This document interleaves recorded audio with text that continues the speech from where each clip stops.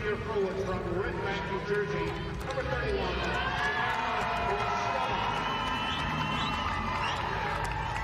For Marist, a 6'1" junior guard from Exeter, New Hampshire, number 25, for Quinnipiac, a 5'9" senior guard from Washington, D.C., number 33,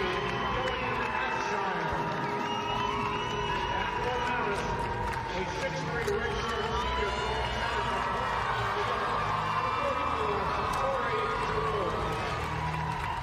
for Quinnipiac, a 6'4" graduate student from Stoughton, Massachusetts, number 34, Sal Driscoll. The head coach for Marist College is Ryan Georges. He is assisted by Aaron Dowdy, Alyssa Presby, and Dorothy Grant. The head coach for Quinnipiac University is Trisha Fabry. She is assisted by Mountain McGilvery, Daniel Brennan, and Marie Warner. Today's officials, Kathy Lonergan, Ken Kelly, and Michael Smith.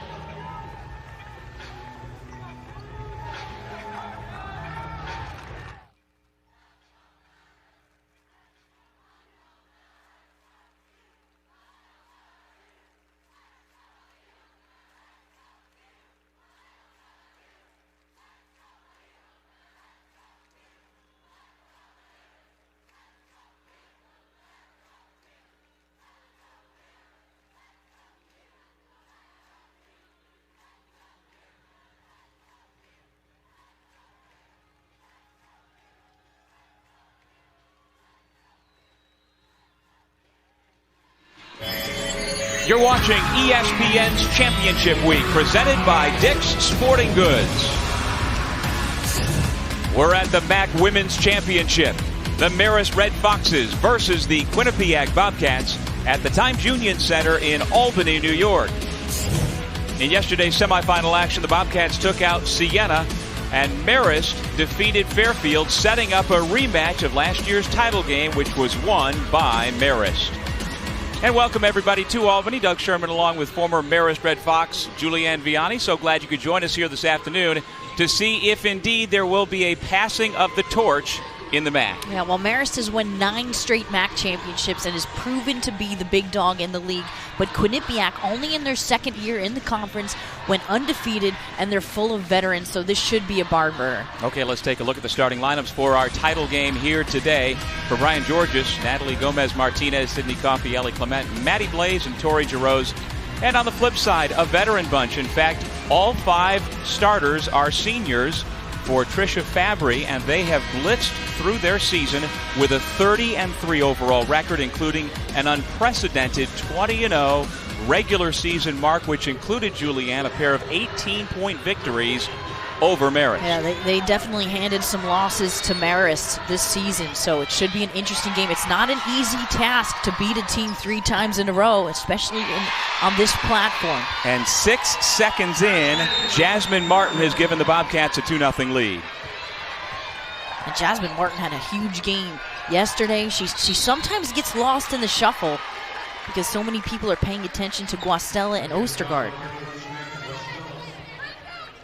Well, it really is something how a young lady who scored 23 points, as you mentioned yesterday, in the win over Siena in the quarterfinals, and who averaged 11.5 points per game. She's been all-league in previous years, but she was overshadowed this year. She has had a marvelous 4-year career with over 1,600 points, but she couldn't get on an all-MAAC all-star team this year. At times she was a 6th man on this team, too, and what a good player coming off the bench.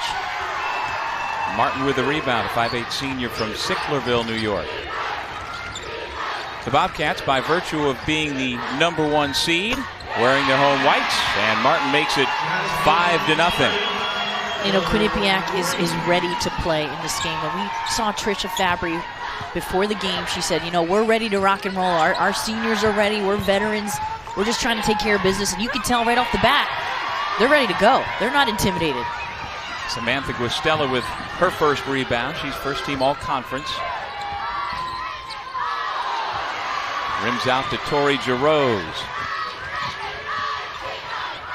Sydney Coffey was not ready for the pass. Fortunate to make the catch. And the Red Foxes wearing their road red uniforms, which is a rarity in the MAAC tournament. Normally they're the #1 seed, and this year they're the #2 seed. They've gotten a few losses in conference play. Gomez Martinez off the mark. Well, this was the expected matchup when the season began. Driscoll, nice catch and finish.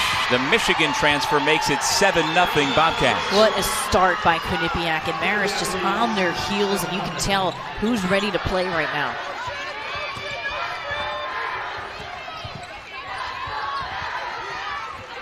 Here's Maddie Blaze. She's a brilliant three-point shooter. Instead puts it on the deck, and she'll have a chance for three the old-fashioned way. And this is what Abshire has done all year long. She is able to find her teammates in transition. Driscoll running the floor like a deer, but on the other end, this is what Maddie Blaze did all day yesterday. Maddie Blaze is known for her three-point shooting abilities, but she's improved her game this year where she can take it to the basket now, and she's a key to this team today. Well, at 92% from the free throw line, a rare miss for her, and she has indeed been blazing hot. Remember, these two teams have played a few games in just a couple of days, so they're both feeling the legs at this point. So penetration to the basket will be key. Martin can't get the roll. And a traveling violation against Giroux. Nice defense by Driscoll to keep the outlet pass from coming out. Well, there's Brian Georges in his 13th year as head coach, and you can see the numbers. It really is remarkable. A 7-time MAAC Coach of the Year, 1977 graduate of SUNY Cortland. But this could be the most stern test his team has faced in a MAAC title game in many, many years. And Jillian Abshire with the bucket makes it 9-2. And in talking to Coach Georges before the game, you can tell he's a little bit nervous about this one. I mean, this is the first year in a long time they're not expected to win this game. I mean, Quinnipiac is tough. They're very deep, and they've proven it all season long. Blaze showing off that range. She's got all 5 Marist points. It's such a quick release, and Blaze has to play assertive today. With Stella off the mark. Giroux another rebound. I think another key too for Marist is how they defend Nicolene Ostergaard, because throughout the regular season she's killed Marist. Tori Giroux, the Vanderbilt transfer, will head to the free throw line to shoot 2. And Jillian Abshire, nice little shot fake baseline, and there's no help defense. Tori Giroux has to be there in time, and then on the other end, Madeline Blaze blazing from behind the arc. And she's been ready to play all weekend long. And for Quinnipiac, their depth could wind up being the difference in this game. When you're playing 3 games in 4 days, to have what they call the gold rush, 5 in, 5 out. 3 minutes into the game, you've got a whole set of fresh legs, coming onto the floor. Trisha Fabry does it hockey style. She goes 5 in, 5 out, but she has that ability to do it this year. It's the depth that counts, and she's, I think at this point in the season, it can only help matters. I mean, their legs should be feeling it by now, but because they've gone so deep. She's in her 20th season and only the 2nd year in the Metro Atlantic Athletic Conference. A couple of years ago, they won 30 games as well while competing in the NEC. And good defense by Marist, just denying. Well, with this change, I mean, this second unit is very good, but it's nowhere near as good as the first unit. Can Marist take advantage of the second stringers? If not, not sure they'll be able to win this game. Right. Well, you better believe Coach Fabry will have the right players in at the right time when she needs it, especially come second half.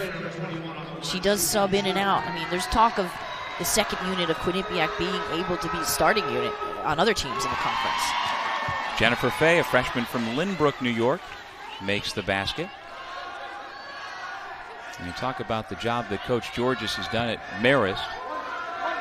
Trisha Fabry took over the program, and in her first year 2 decades ago, they won 2 games.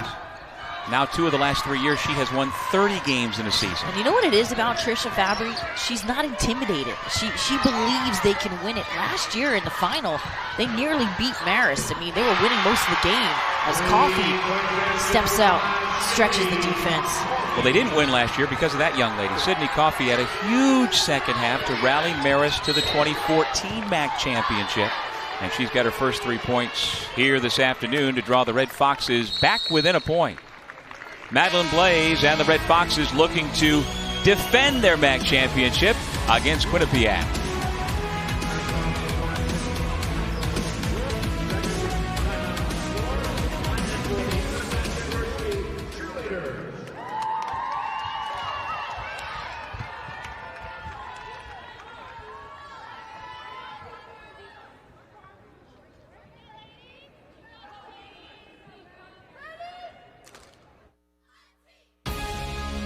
ESPN's exclusive presentation of college basketball is brought to you by Dick's Sporting Goods. Sport begs of you this one simple question: who will you be?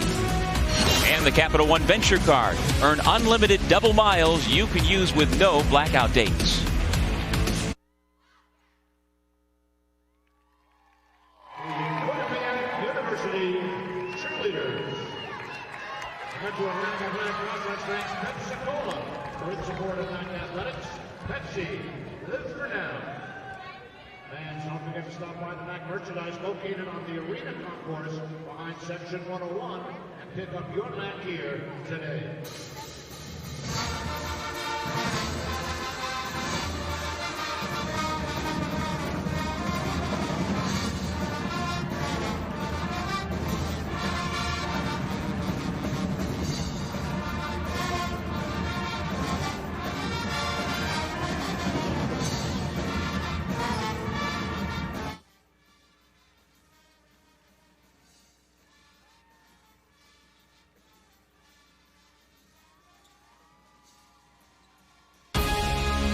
ESPN's exclusive presentation of college basketball is brought to you by Dick's Sporting Goods. Sport begs of you this one simple question: who will you be?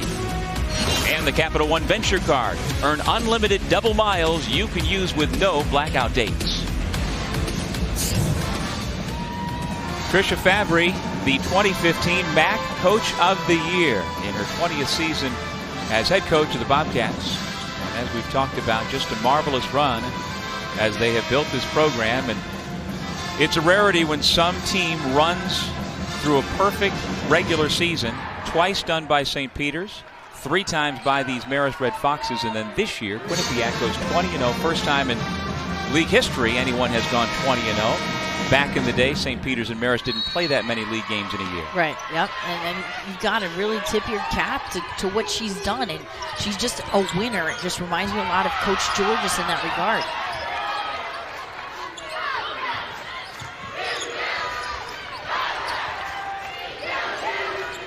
Now you see 30-3 this year for Quinnipiac, 21-10 for Marist.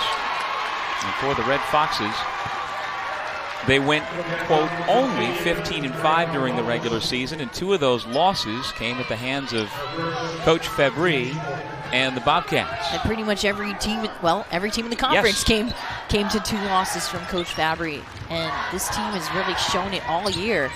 They're deeper than any other team. They've got veterans. They go inside and out. But at this stage, this is where Marist is comfortable. They've been here for a number of years, so this is the game that counts. You kind of throw everything out the window from the regular season. And the 5 starters for Quinnipiac have returned to the scorers table and will check back in at the next stoppage, as will Tori Giroux for Marist. Brittany Lai at the point for the Red Foxes. There's Sydney Coffey.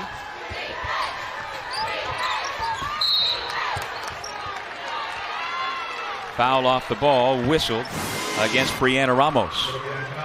Brittany Lai here penetrating and pitching to Madeline Blaze, and Madeline Blaze has really improved her game off the bounce, and she's such a good shooter that players come out at her, and she's able to take it to the basket now. And Trisha Fabry subbing yet again and keeping those fresh legs. Giroux, quick first step, and the lefty finish by Driscoll. I think Tori Giroux is an X factor today for Marist. They need some production out of her in the paint. And one thing Trisha Fabry told me before the game is we've got to find Giroux in transition. And this is a marvelous matchup of bigs here between Driscoll and Jarosz. And they traded off during the 2 regular season matchups, dominating each other. They did. They're very, it's a great matchup to watch.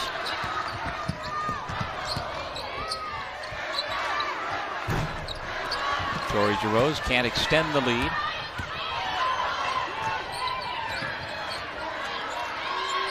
Deep 3 by Guastella. And we're tied at 13. And Guastella had a few of those yesterday. She is shooting with a ton of confidence, and you have got to be there on the catch, or she's going to drain it in your face. Quinnipiac was hot yesterday from the arc. It's remarkable that Samantha Guastella holds multiple career records for the Quinnipiac program, one being that she's the all-time career 3-point shooter, but she also has the most blocked shots in the history of the program. That's an interesting duo of statistics there. No doubt. And right on cue, she picks up a blocked shot. And talking about the starting 5 at the end of the day, they will get their minutes, and they certainly get their share of victories. And they have just come back into the game after getting a rest. And the presumption is throughout the game, they will be fresher than their opponent every time they get back on the floor. They've been able to really wear teams down with that ability to sub in and out.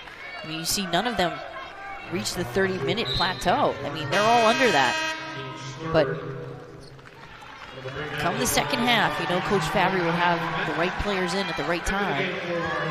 Starting Marist backcourt back into the game. Clement and Gomez Martinez.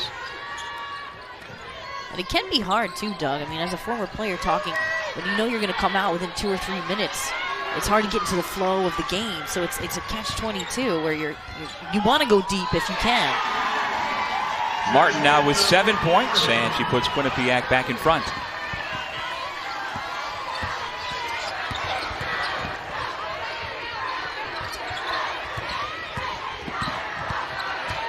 Coffey still with the dribble, gives it back to Blaze.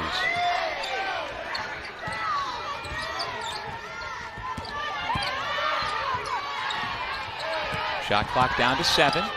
Blaze is fouled on the jumper by Abshire.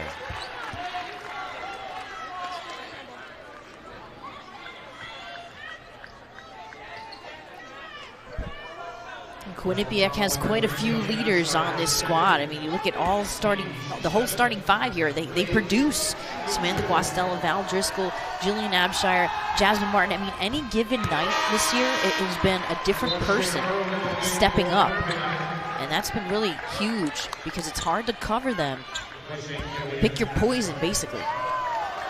Shayna Earl has come in for the first time to replace Abshire, who picked up her 2nd personal foul. A couple of free throws by Madeline Blaze, and we're retied at 15.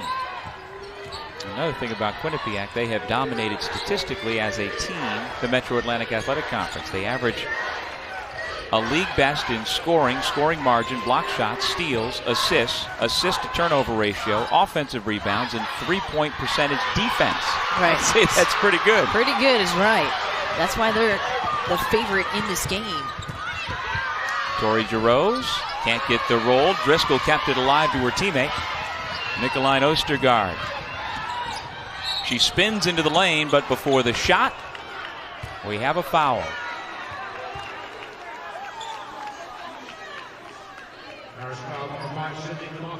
And in the last meeting that these two teams met in the regular season, Sydney Coffey did not play in that game, which affected the team. She's coming out of the game right now, but tonight, Coach Georgia said he was going to switch and have her covering Nicoline Ostergaard, which so far she's done a good job on her. Because Ostergaard's been a player that's really hurt Marist.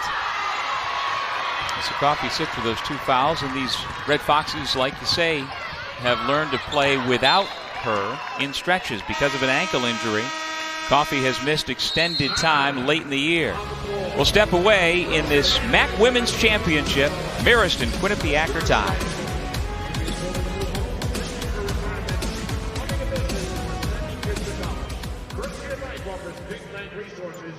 With small bank attention, helping you find and fund your excitement moment. Berkshire Bank, America's most exciting bank. Life is exciting at Berkshire Bank Hill. Go to BerkshireBank.com to learn more. Member FDIC, equal housing lender. For over 8 years, Bryce Shoppers. What we've done all season long. Play harder than them, you outwork them, you be aggressive on the offensive side,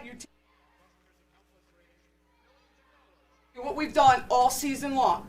Play harder than them, you outwork them, you be aggressive on the offensive side, you take care of the ball. One possession at a time, get into next play. It's a process, get after the process. But outwork them, outfight them, get on the floor. Take care of business. 40 minutes, 20 at a time. One possession at a time. We are ready to go fight this fight. Let's go.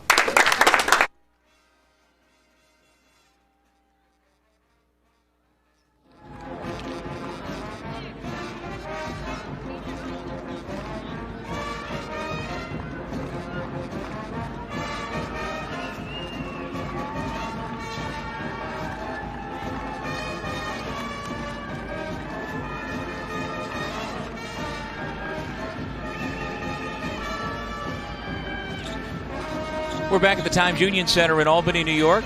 Our women's championship in the Metro Atlantic Athletic Conference. And right before tip-off, our cameras were in the Bobcats locker room. Let's listen in on head coach Tricia Fabry. What we've done all season long. Play harder than them, you outwork them, you be aggressive on the offensive side, you take care of the ball. One possession at a time, get into next play. It's a process, get after the process. But outwork them, outfight them, get on the floor. Take care of business. 40 minutes, 20 at a time. One possession at a time. We are ready to go fight this fight. Let's go. I don't know about you, but I'm ready to go. Exactly. She's got swag, and this team this year has that swag. They just feel that they're ready to go, and they want to win this game very badly. And you can tell that it really trickles into her players. And could you tell that she's a New Jersey native? A little bit of accent Totally. there from Delran, New Jersey, from a very athletic family. Her brothers, Tony and John Sacca, her maiden name is Sacca, both played quarterback at Penn State University. And Tricia herself was quite an accomplished athlete. And she loved playing. She loved having brothers that were into sports. She said it toughened her. She still loves football.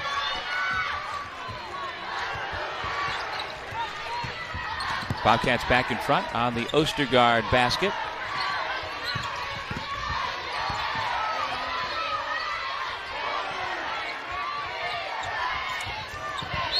Giroux's traveled. Moved her pivot foot before she put the ball on the floor. And there is Tricia Fabry.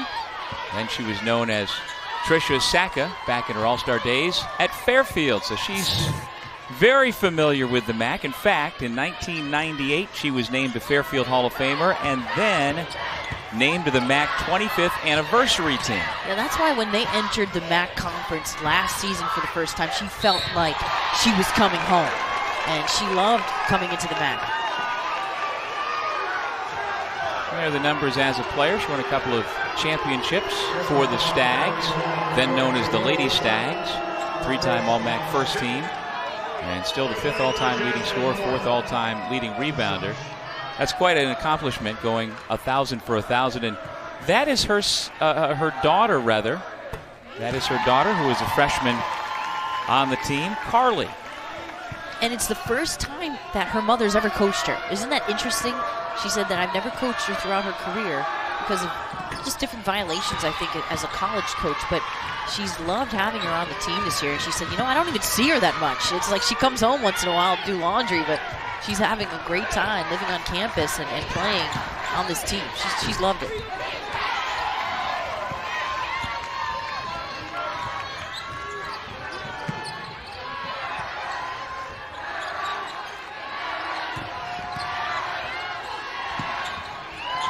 Wistella spots up but misfires. Giroux pulls down the rebound.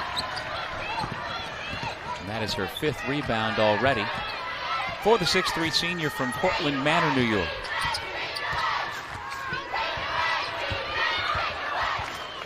Julianne, the Red Foxes have missed their last 5 shot attempts. both teams right now in kind of a drought.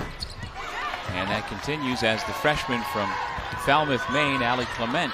These are two of the best defensive teams also in the conference, remember.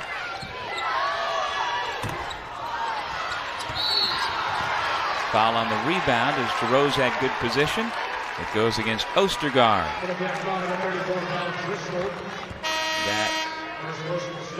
Check that, it's on Driscoll.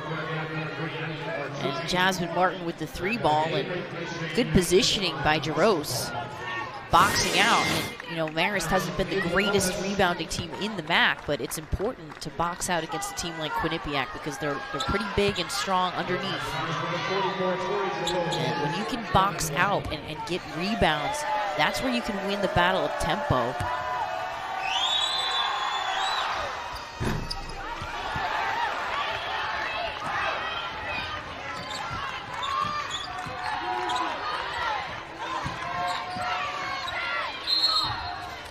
Three-second violation as Martin held the basketball.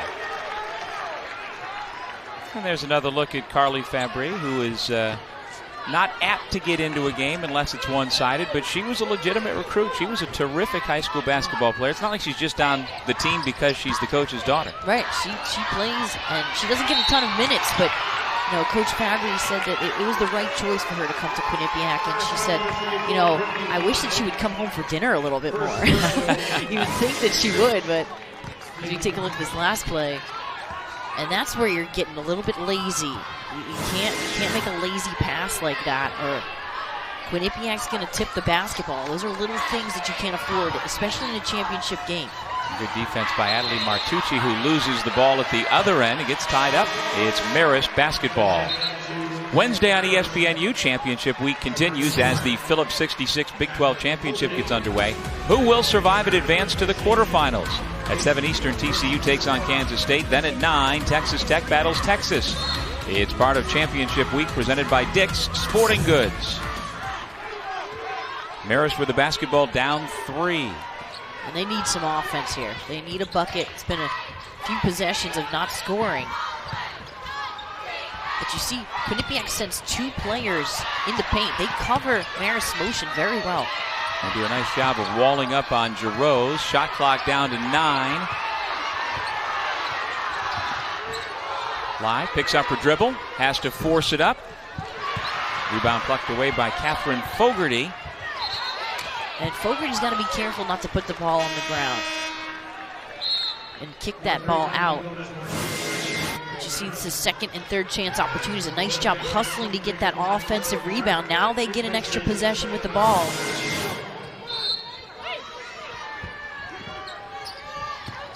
And that's not the shot that Coach Georges probably wants. Marist now 0 for its last 9, and that snaps the drought. Thanks to Clement. And that's what happens when you crash the glass. You get those second and third opportunities. And Clement is a confident freshman, not afraid to stroke the basketball.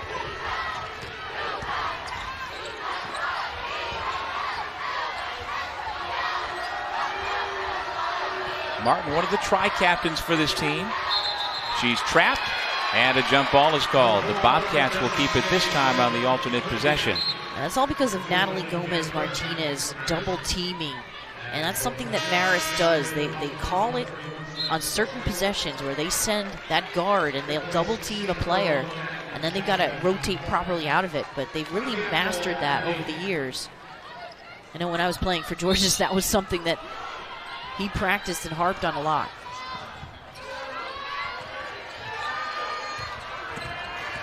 Shot clock at 5 as Martucci misfires.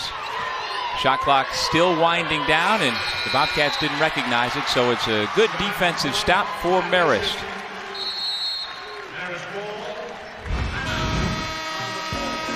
And freshman Allie Clement pulling Marist.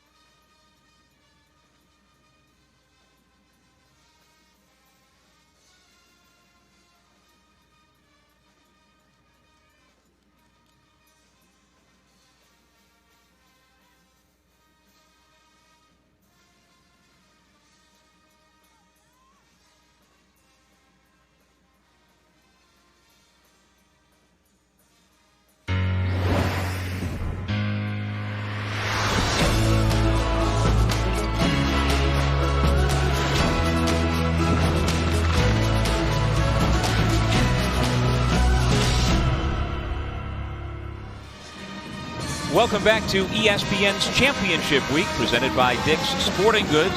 We're at the MAAC Women's Championship in Albany in a rematch of last year's title game where the Red Foxes of Marist found themselves down by 11 points at halftime, but managed to come back and beat the Bobcats to extend their string of dominance and earn the 10th MAAC tournament team title in the Brian Georges era. You better believe that Quinnipiac remembers that game and they want to get it back this year as Tori Jarose rolls to the hoop. And Jarose, every time she faces Quinnipiac, has a good performance. So she did. She had her career high, Julianne, with 25 points back on February 12th against these Bobcats. Yeah, she needs to be assertive today, just as she's been all season.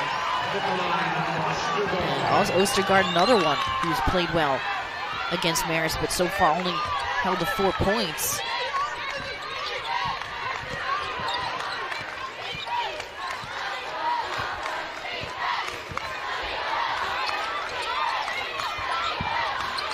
Eileen Van Horn into the game with the basketball, number 2 in red for Marist. Junior from Waukesha, Wisconsin. Blaze misses her mark, and Quinnipiac gets it back on top by 1.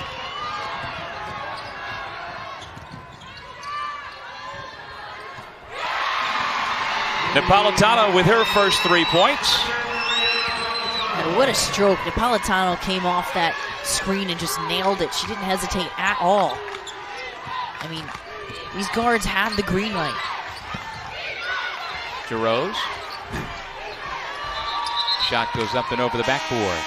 Saturday on ESPNU, Old Spice College lacrosse continues with a doubleheader. First at noon Eastern, number 3 Notre Dame battles number 7 Virginia in the Warrior game of the week. And then at 2 Eastern, number 17 Johns Hopkins takes on top-ranked Syracuse. That's Saturday on ESPNU and also live on Watch ESPN. Orange number 1. Always a big rivalry game when they take on the Hopkins Blue Jays. 6 minutes to go in the half. Nice step through, but unable to finish was Ostergaard. And Quinnipiac getting to the rim pretty easily, and that's another poor decision on the offensive end. Sometimes Marist is forcing the envelope here. See how she's telegraphing, not only Gomez-Martinez, telegraphing that pass. And Quinnipiac is very good at defending the wing because all of Marist's stuff is a wing entry. So it's important that that wing player gets open. Napolitano had another steal. This time she completed the play and then was fouled. He was disappointed to hear the whistle because she saw nothing but open court ahead of her. She did. And Maria Napolitano, another player that has had a tremendous season. She's really anchored the group defensively, but when she's able to execute offensively and shoot well, this team is tough. So the junior out of St. Ursula Academy in Cincinnati at the line. Misses the front end, Jarose the rebound.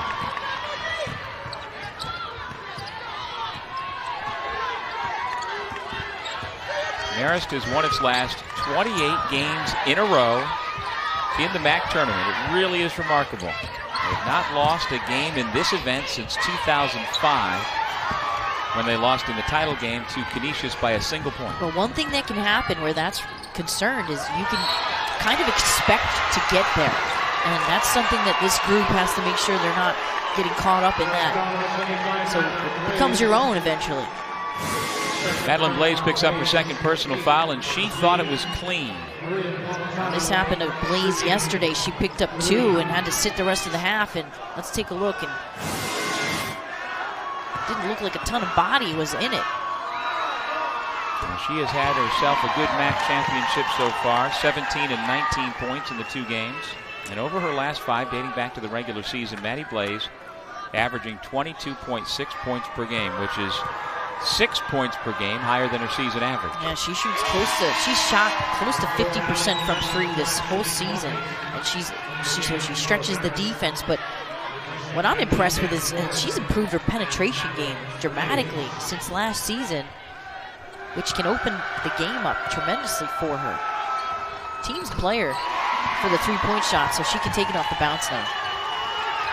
2015 MAAC 6th Player of the Year. Napolitano with the free throws to make the score 26-19. The Bobcats on an 8-0 run. And this matches their largest lead of the night.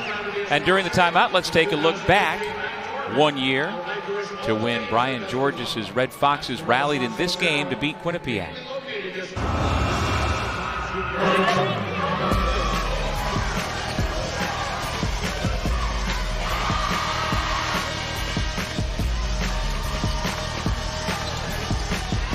Sydney Coffey scored 16 of her game-high 23 points in the second half and was named tournament MVP. Tori Giroux played big, and Marist ultimately in Springfield, Massachusetts, able to celebrate while the Bobcats did not. And I'm sure that has driven them all summer, all fall, and all season to try and win this game against Brian Georges' Red Foxes. Yeah, and Coach Fabry told us that too. She said it's kind of been an unspoken thing. I mean, we don't even have to talk about it. We knew, hey, you lost that game, and anytime you lose a big game like that, you don't need to tell your players to come out and want to win it. So they're ready for this one. Martin off the jab step. She's had a good first half. The senior from Sicklerville, New York, now with 11. And she is playing like a senior in this conference tournament. She wants the ball. She's assertive. Fogarty will go to the line. And Jasmine Martin here, this is just stepping out. Nice little fake and a shot with a player right in her face. I mean, Natalie Gomez-Martinez right on her. So that's just a good shot fake. But she's come to play this weekend. Foul number 2 on Samantha Guistella. Some missed free throws that you don't see a lot between the two teams. I think you're starting to see their legs feeling a little bit tired at this point in the tournament. Good look at the sophomore from Peterborough, New Hampshire, out of the Governor's Academy. Earl unable to save it on the baseline, and so Marist catches a break. Brittany Lai back in. Natalie Gomez-Martinez back to the Marist bench. And Julianne Marist only 3 for 7 from the free throw line so far today. And in a game like this, a championship game, you don't want to see missed free throws. Those are freebies. Clement working on Martin. Lai. Napolitano pulls down the rebound. Quinnipiac with the basketball, up by 8 in this 2015 MAAC Women's Championship game.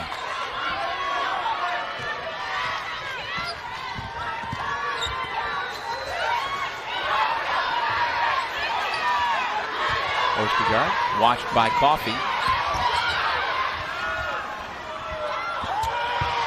And solid defense by Coffey, just staying right on her. And then Catherine Fogarty helped to finish off the play with a block shot. Coach Fabry's Bobcats lead by 8. Back to Albany in just a moment.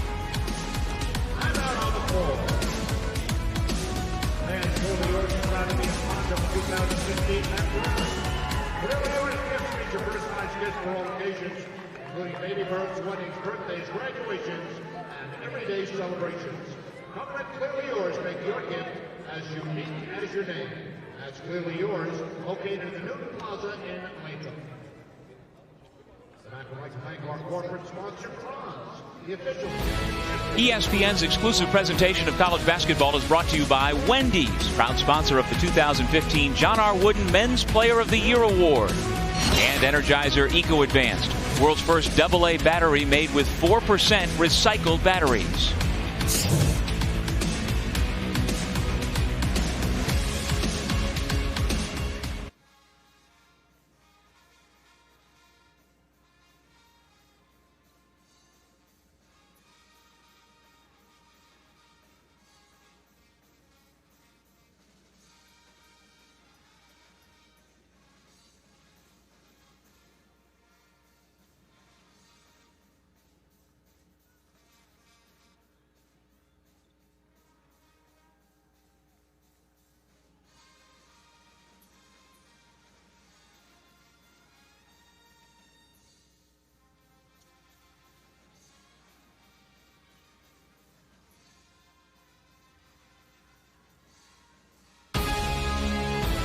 ESPN's exclusive presentation of college basketball is brought to you by Wendy's, proud sponsor of the 2015 John R. Wooden Men's Player of the Year Award. And Energizer Eco Advanced, world's first AA battery made with 4% recycled batteries.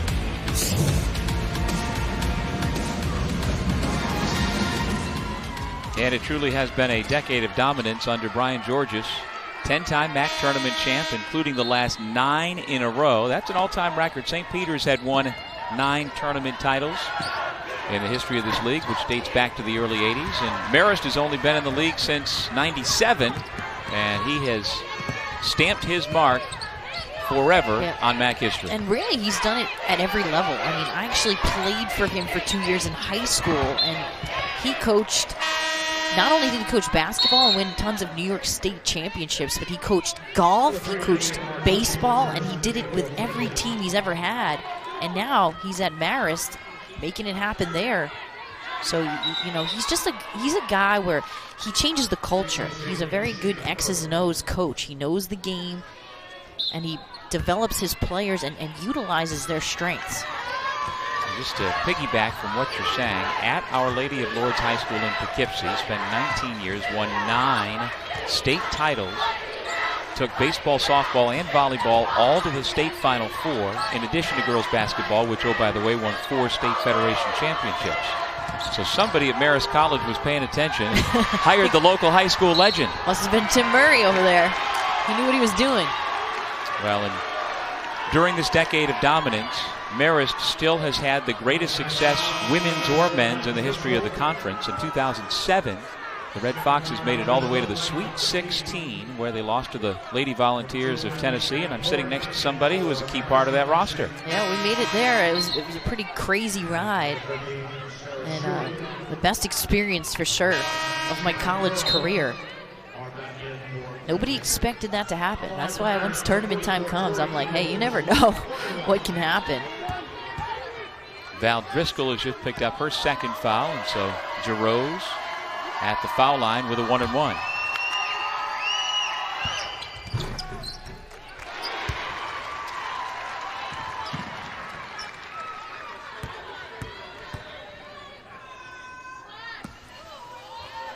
And Tori Giroux really has not played a lot of basketball in the last 4 years between all of her injuries. She was a Vanderbilt player, didn't play much there, and ended up transferring, and having her back this season has been really pivotal for Marist to have that inside presence. And even the 6 games she missed this year with a foot injury, Marist went 1-5. Right, they struggled without her. Ostergaard and Fogarty come together, and it's Marist which picks up the foul. The journey to Tampa Bay starts next Monday, March 16th, with the NCAA Women's Selection Special presented by Capital One. Coverage begins at 7 Eastern on ESPN, your home for the exclusive live announcement of the Field of 64. That's next Monday, March 16th on ESPN, and also live on Watch ESPN. The NCAA Women's College Basketball Championship begins and ends on ESPN. It's championship time. That's going to be fun. Love March. Ostergaard makes the first. Third-team All-Conference senior from Denmark.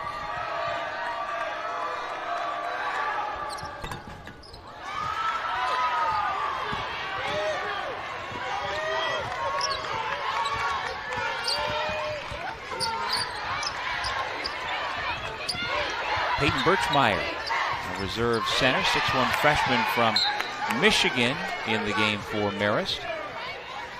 And at times, Marist is really trying to force the action.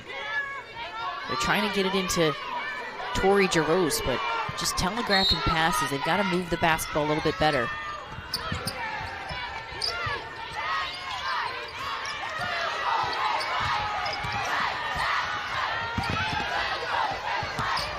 Giroux, nice job splitting the defenders for 2. But see how Tori Giroux can turn and face like a guard. She can put the ball on the floor. She's a post player, does well with her back to the basket, but she's very versatile. She's got a team-high 9 points, and the Bobcats give it back to the Red Foxes.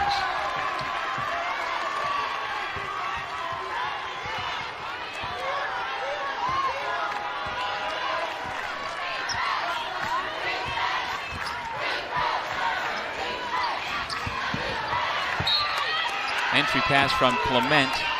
A little risky, knocked out of bounds. And apparently Giroux was the last to touch. It looked like a tip. I don't know about that call. It was deflected by the defender, but did Giroux also touch it afterward? Obviously, Coach Georges thinks not. Let's look at it here. Giroux posting up and...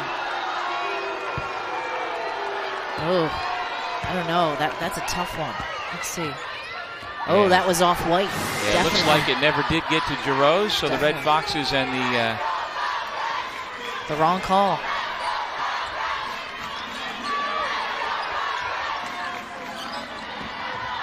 And as always, Marist women's basketball travels extremely well with the fan base. The drive an hour and 15 minutes from Poughkeepsie here to Albany. And there's a walk, actually. Shot clock goes off as the shot goes up. And again, the Red Foxes defense doing a nice job getting themselves back into the ball game. They were down 8 a moment ago, trying to cut into it once again. Coffee to Giroux to Clement. I just love Clement's confidence as a freshman in this tournament. Sometimes she's too assertive, makes mistakes, but Coach George would rather her be more assertive than not. Napolitano off the mark. Now, this is a big series for Marist. They got a couple stops and a couple of offensive performances, and now another stop on the other end. It's been back and forth. Offensive foul against Giroux, and that is her second.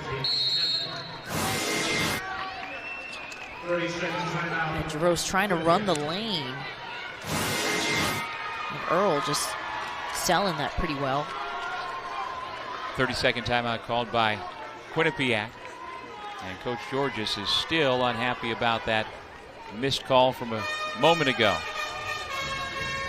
Oh, those are possessions that you want to get back, especially when you get into games like this. Every possession is very coveted.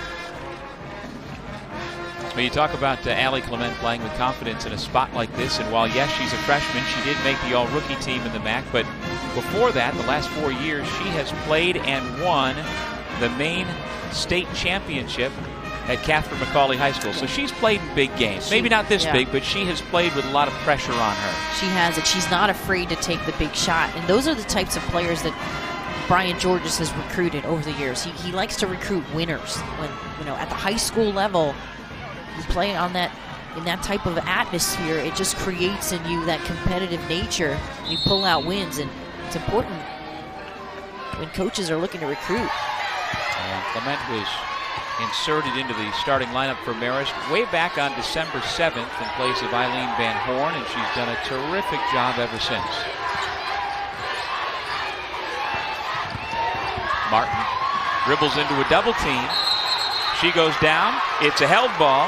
Nice defense by Brittany Lai, and it's Marist possession. Yeah, Brittany Lai recognizing Jasmine Martin, taking it baseline here, and that's when you're trusting your teammate. Clement trusts her teammate is going to be there to help on the other side. Good double team.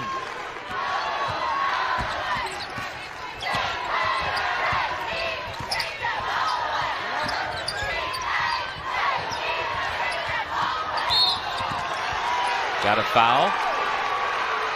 Coming up on the Heroes Charge halftime report, Championship Week Women's Update. And, of course, our first half analysis from this MAAC championship game between the top 2 seeds. You know what? In the preseason coaches poll, the coaches couldn't decide who they thought the better team was. Marist and Quinnipiac shared the #1 spot in the preseason poll. Now, during the regular season, there's no question who was #1. The Bobcats went 20-0, including a pair of decisive victories over Marist, but they are certainly getting all they can handle so far here tonight. Yeah, and I really expected that, because you know what?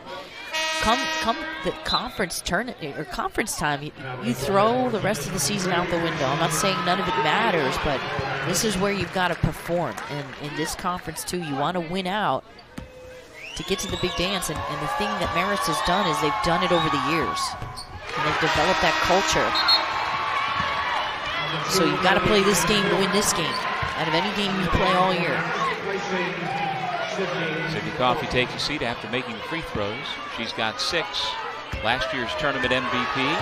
We'll watch the final 13 seconds.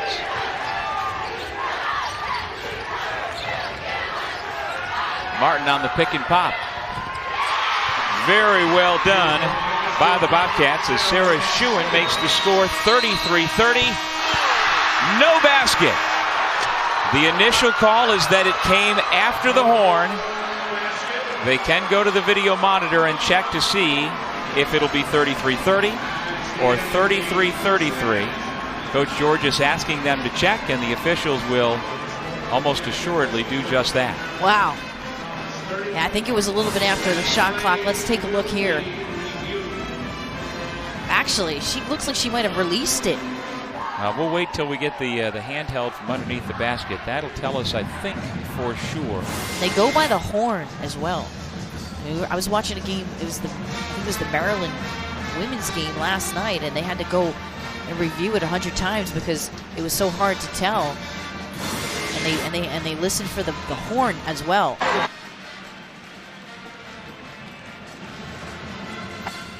So if that counts, that's a big shot. And this was a nice pick and roll at the end of the half. And Schuin hit the three to make it 33-30, but will the Natalie Gomez-Martinez midcourt heave count to make the score 33 apiece or not? And you see Coach George is off to the right side of your screen waiting for the verdict. It sounds like it.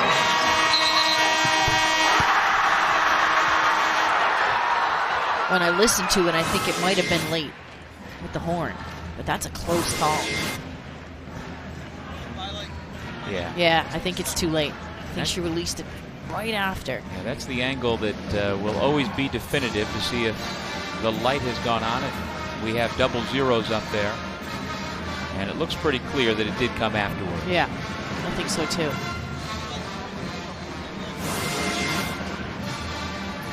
Well, while the official review continues, we will go to break with our halftime score, at least for the moment, 33-30 Quinnipiac. Stay tuned for the Heroes Charge halftime report right after this.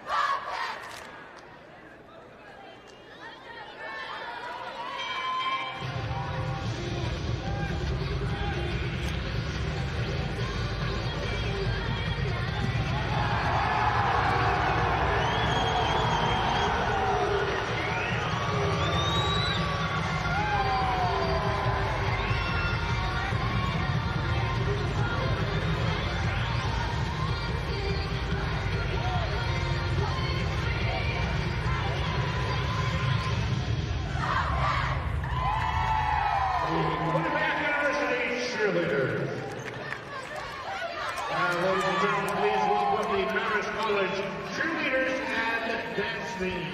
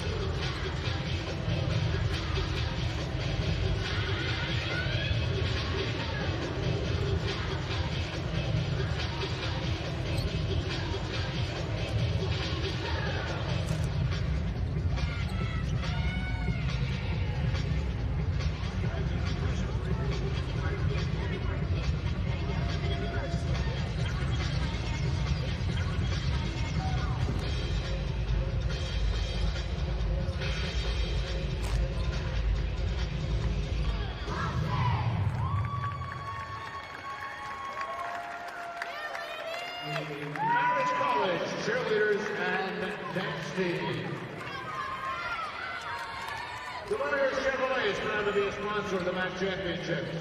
Thanks to you, Denoyer Chevrolet is the #1 volume Chevrolet dealer in the Capital Region. When you're looking for a new vehicle, shop for your treated-like family. Denoyer Chevrolet, Wolf Road, Colony. CDTA welcomes you to the 2015 MAAC Tournament. Let us take you out of the town while you're in town. Whether it's food, fun, or attractions, know before you go with real-time info for every route. For schedules and fares, download our free app or visit cdta.org. Deep within you is a relentless drive. You come prepared. You come willing to work. You come to win. Discover the Performance Protein Bar made just for you. Come ready. 24 grams of protein, 5 grams of fiber, no sugar alcohols. One unbelievably awesome taste. Come ready. You don't quit, and neither should your bar. Come ready for the competitor in you.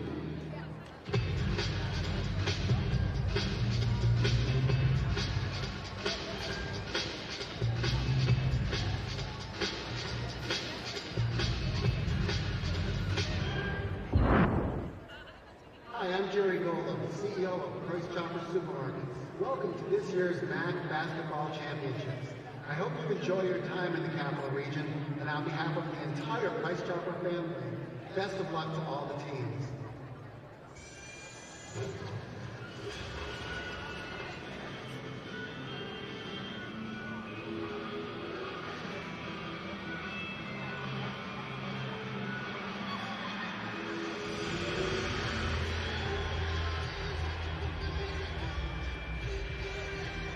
You could win an out-of-the-blue party at prize numbers like Fallout Bowl.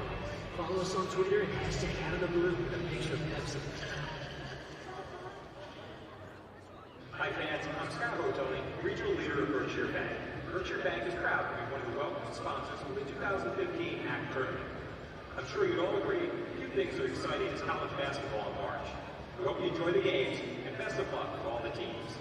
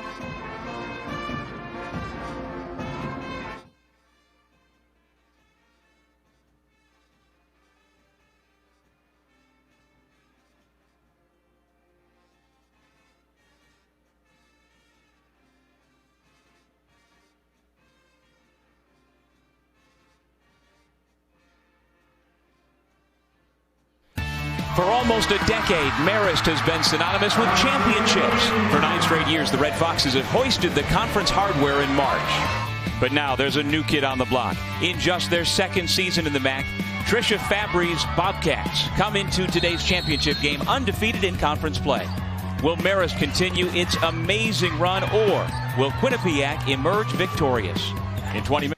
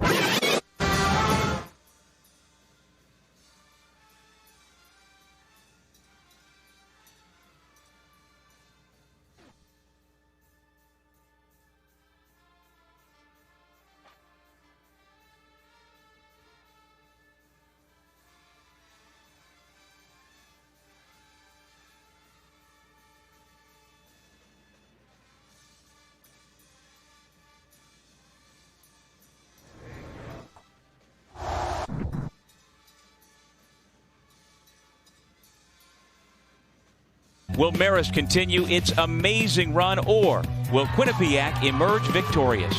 In 20 minutes, we'll have our answer.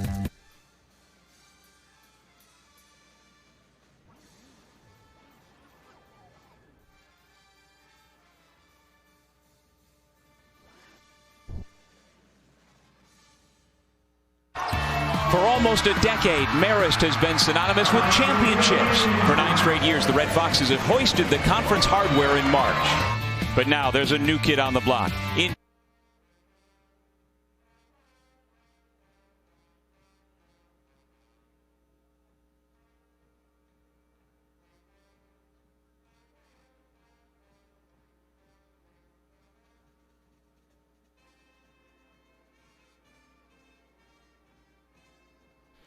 For almost a decade, Marist has been synonymous with championships. For 9 straight years, the Red Foxes have hoisted the conference hardware in March. But now there's a new kid on the block. In just their second season in the MAAC, Trisha Fabry's Bobcats come into today's championship game undefeated in conference play. Will Marist continue its amazing run, or will Quinnipiac emerge victorious? In 20 minutes, we'll have our answer.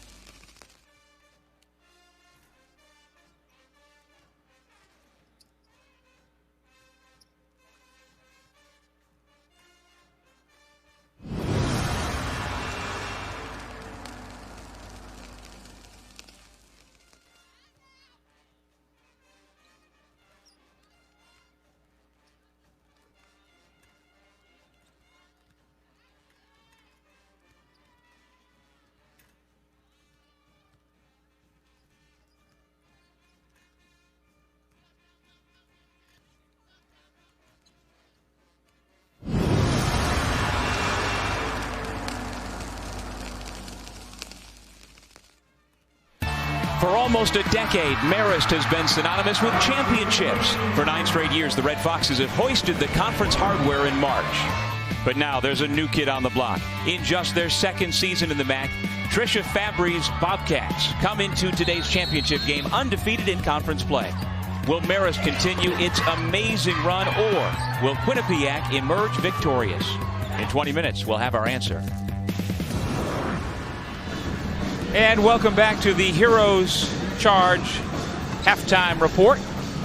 33-30 our halftime score. The Bobcats lead the Red Foxes after a very entertaining first 20 minutes.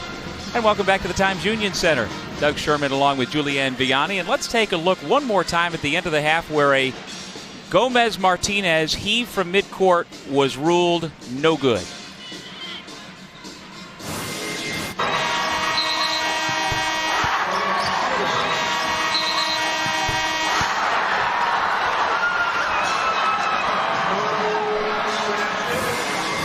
And as far as we were concerned, the officials got it right. No basket. They did, because what happens is they have to go and listen to it. It's about when the horn actually goes off, the sound of it. So they reviewed it several times at halftime, and they decided that it didn't count. It was really close, but they made the right call.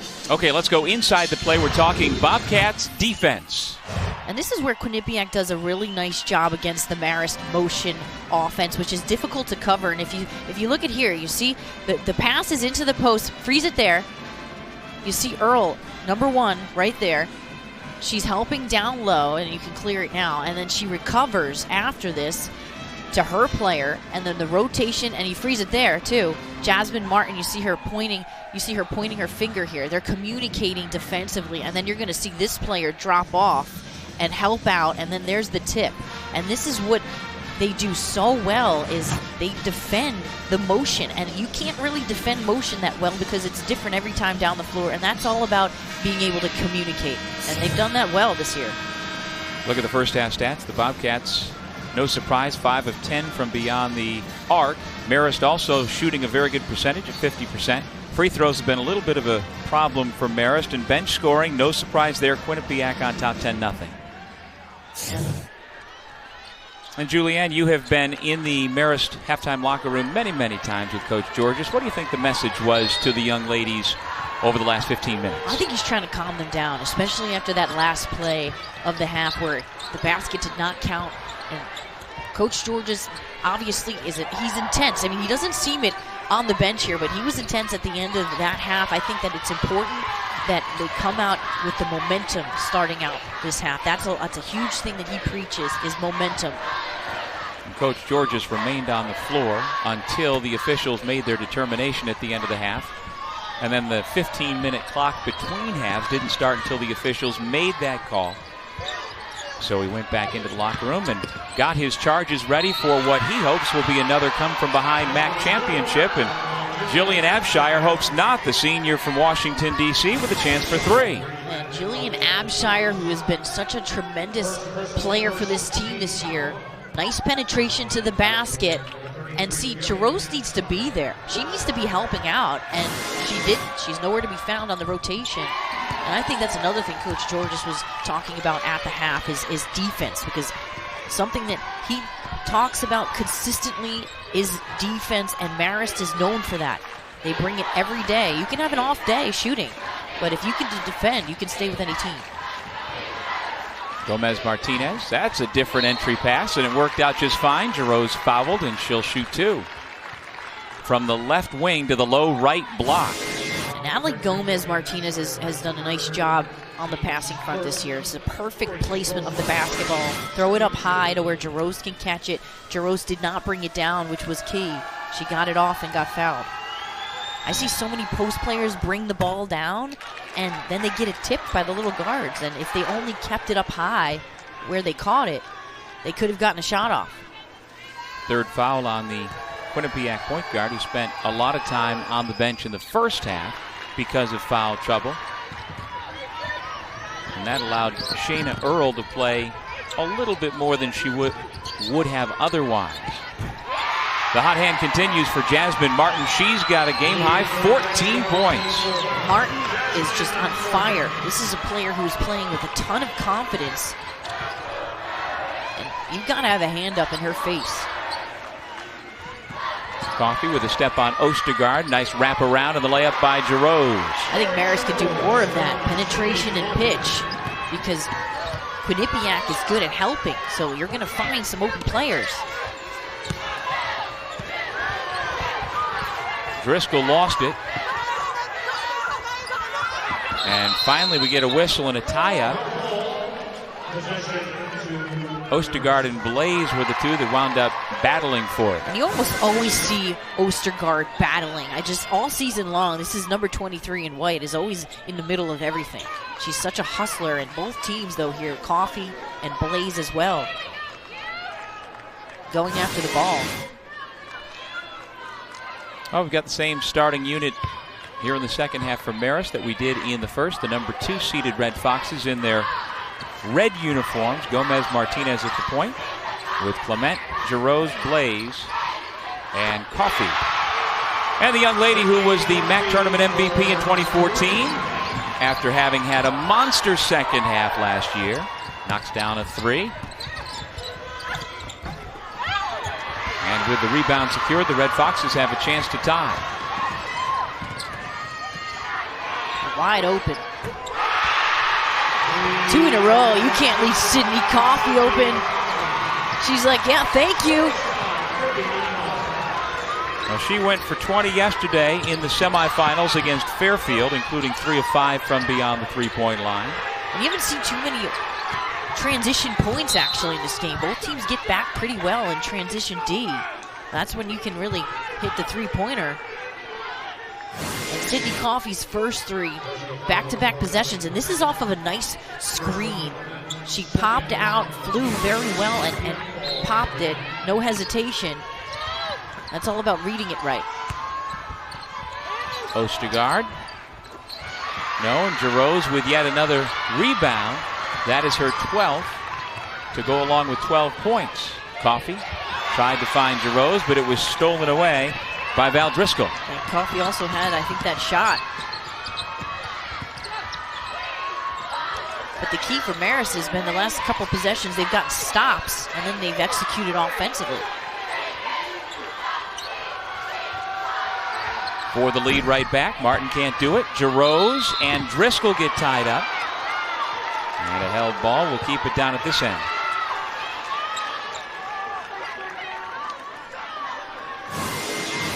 But look at Quinnipiac just hustling defensively. You see, they pick up the ball here. They get down in transition defense. Don't allow Marist that easy basket.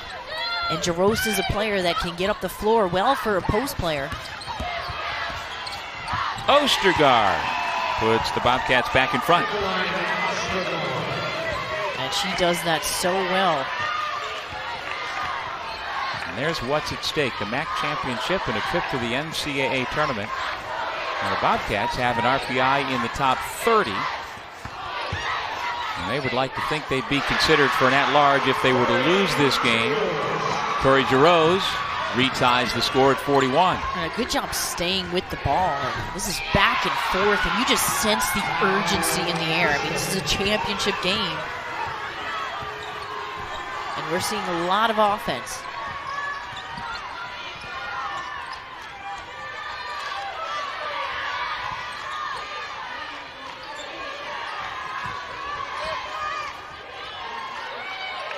Coffey uses the screen from Blaze, puts up the two-point shot, which rattles out. Great hustle. The point guard indeed, Natalie Gomez Martinez. That's great hustle and a nice nose for the ball. And if you're a guard, you got to remember to rebound like that, because there's going to be tips when people are shooting from the perimeter. And those are yours.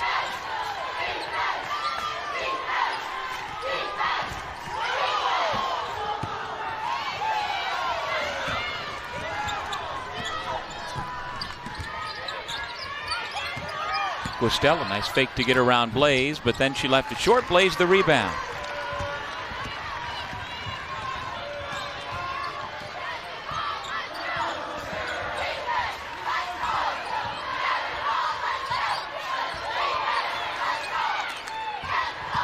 Allie Clement just standing in the left corner begging for the basketball. She finally gets it, but cannot convert.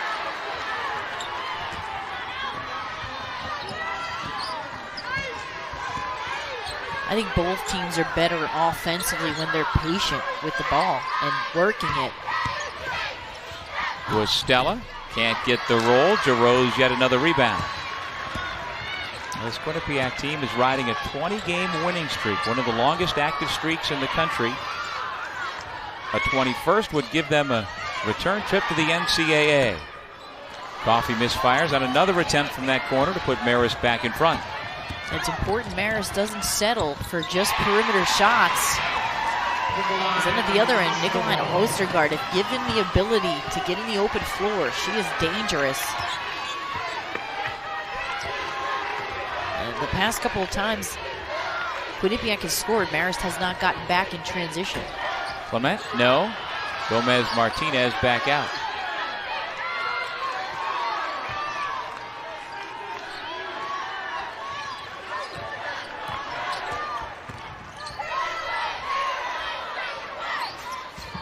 Rose has taken, if you're wondering, only 3 3-point shots so far this year, 0 for 3. Val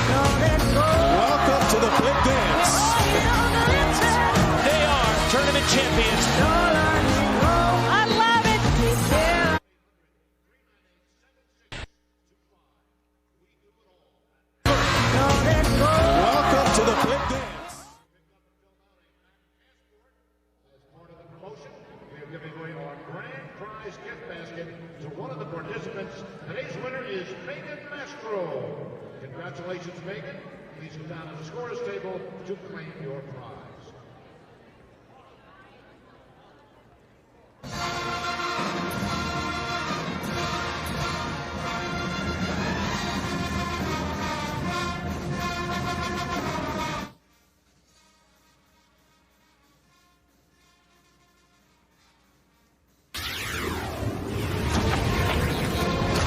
Back in Albany, New York, 3-0. And it's Brianna Stewart and Kalina Mosqueda-Lewis. And a lot of folks here in Albany are hoping to see those two young ladies playing basketball here in the coming days because the NCAA tournament is coming back to the Times Union Center. And folks think UConn, which can make just a quick 2-hour drive here to the Capital Region, would be the logical choice to be the #1 seed here. It would be great to see UConn here up in Albany. This is a nice arena. They'd bring out the crowd. I mean, UConn has just bulldozed everyone in the American Conference this season. For more on the women's 3-0, log on to ESPNW.com/32C. Clement and Gomez Martinez go out. Lai returns. As does Eileen Van Horn. DeRose is tied up by Driscoll. By the way, going to break the last time, Jillian Abshire collected her 4th personal foul. This is the 3rd on Driscoll. It's a perfect lob by Brittany Lai. Throw it right where Tori DeRose can catch it and go right up with it. And yeah, Abshire coming out of the game, and she's got to be out. There's a lot of time left for her to be out of the ball game. Yeah, Quinnipiac goes deep, but she facilitates everything for them. She's got a positive, one of the best assist-to-turnover ratios in the country. And DeRose continues her struggles at the line, only 4 for 9 for somebody who shoots it better than 70%. Coffey. She'll go to the line on the foul called against Ostergaard. See, in a game like this, you're feeling it in your legs. You take it to the basket as much as you can, and this is smart because Sydney Coffey hit a couple threes in this game, so she's got someone right on her, and she takes it to the hole.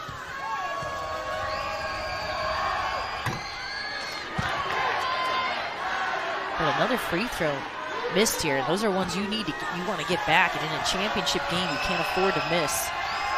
As a team, the Foxes are 9 for 18 from the line. Not a common thing that you see from Marist.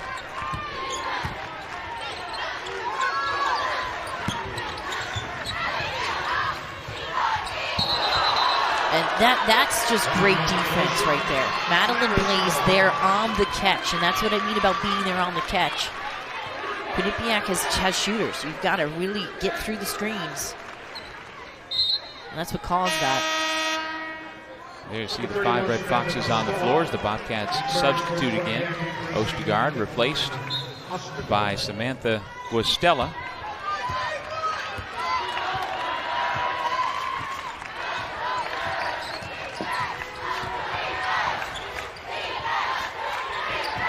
Coffey around Napolitano, but the help defense by Guastella turned her around. Under 13 minutes to go in regulation. Coffey from the lane. Blaze on the offensive glass. And Blaze a little bit quieter offensively this half so far.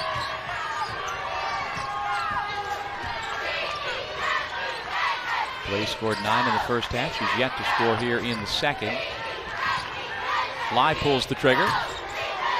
Guastella pulls down the rebound. This is a Quinnipiac team whose signature win this season came over Alabama. They knocked off the Crimson Tide 73-66 way back in November at Mohegan Sun Arena at the Hall of Fame tip-off, and that's the first time in Bobcats program history they've taken down an SEC opponent. Yeah, I got a chance to call that game actually, and they played very well. I mean, that was where I got a glimpse of them in November. I knew they'd be a good team. But and by the way, they lost to Florida Gulf Coast as we look at the active win streaks earlier this year, but you certainly can understand why one of their 3 losses would have come back on December 29th. It was a hard-fought game with Florida Gulf Coast, 71-65. Yeah, real tough team. And they have not lost. So certainly, I think that Quinnipiac's learned from their few losses that they've had. You look at what Princeton's done, from that last graphic. I mean, they've had a great year, undefeated, and Maryland women just won the championship last night. Still rolling. Line misses from the perimeter. Bobcats with the ball up 5. They've led by as many as 8. That came late in the first half. Fly went for the steal. Martin gets it back out to Ostergaard. I should say Ramos, not Martin. And we'll take a break. 11:40 remaining in this MAAC Women's Championship. Bobcats leading the Red Foxes by 5.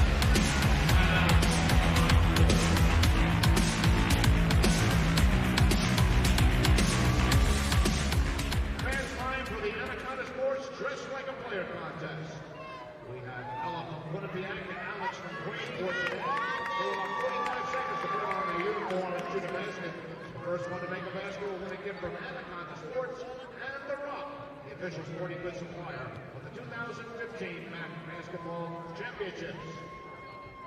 All right, are you ready? Get set.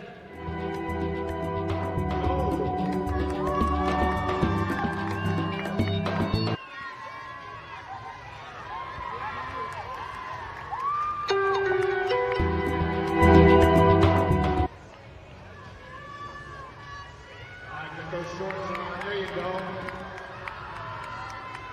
We've got 30 seconds left.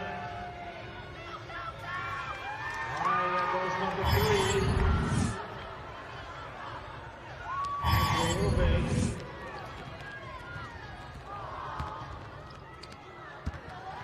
Give her some help. Maybe lift them up.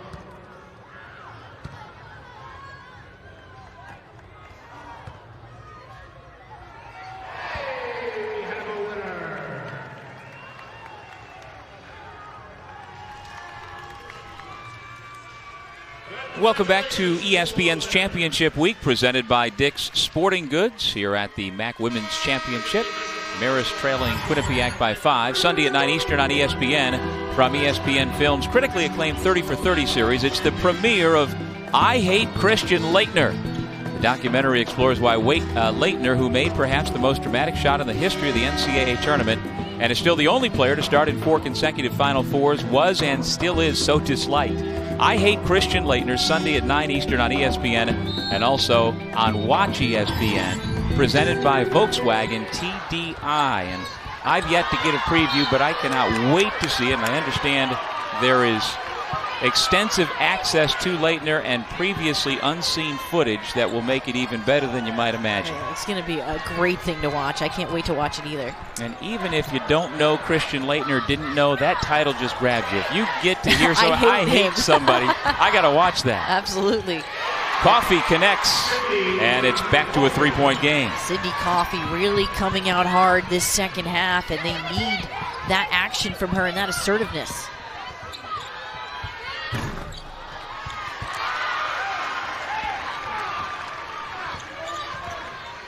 Giroux with 14 points and now 13 rebounds. And that is her 12th double-double of the year. And Abshire and Driscoll both in foul trouble, something that Marist needs to take advantage of. And go at Driscoll. Hey, she's got 3. Maddie Blaze unable to connect.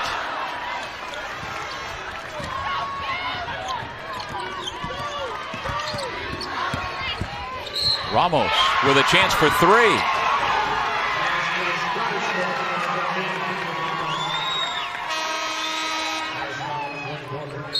And Brittany Ramos, just such a good athlete, and this is what I mean by there's several different players that can do things for this team, and this is a nice little inside-outside action to the basket, and she's feeling it. 3rd foul on Brittany Lai. And she didn't play much last year, Doug. Ramos has gotten a lot better over this past year as a sophomore. From Montgomery, New York, she completes the 3-point play, and she has 5 points off the bench. She came in averaging under 2. And by the way, 11 different Bobcats have played Julianne. 9 have scored of those 11. They're such a complete unit, and that's what makes this team so tough, is you can stop 1 or 2 and they've got other players that can do things, so they're difficult to beat because of that.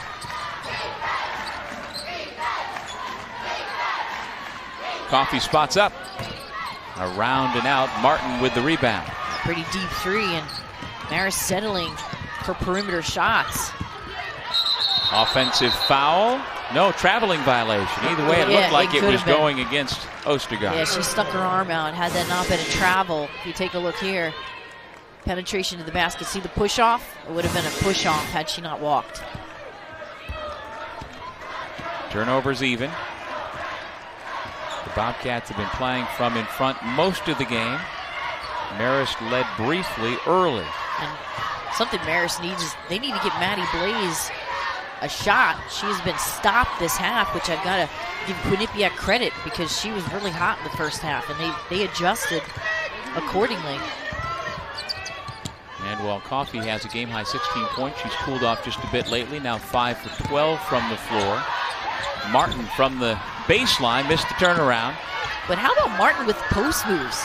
She's only a 5'6" guard, and when she gets it in there, not bad with her back to the basket. Well, she's the 2nd all-time leading scorer in the history of the Division I program, so she knows how to put the ball through the hole. 1,600 points and counting.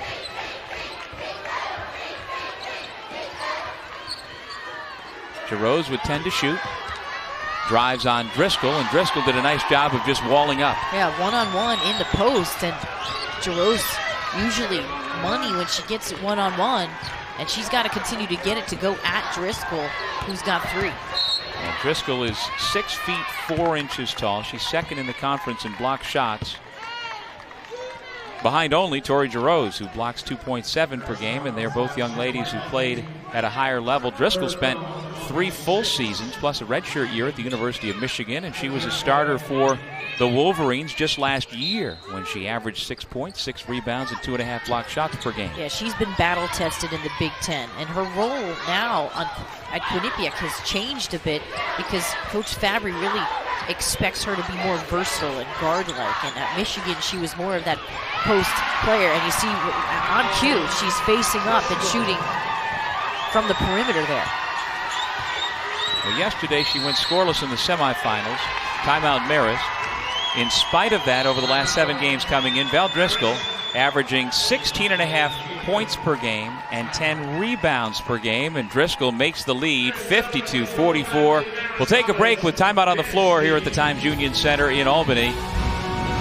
It's championship week here on ESPNU, and the Bobcats looking to be cutting down the nets.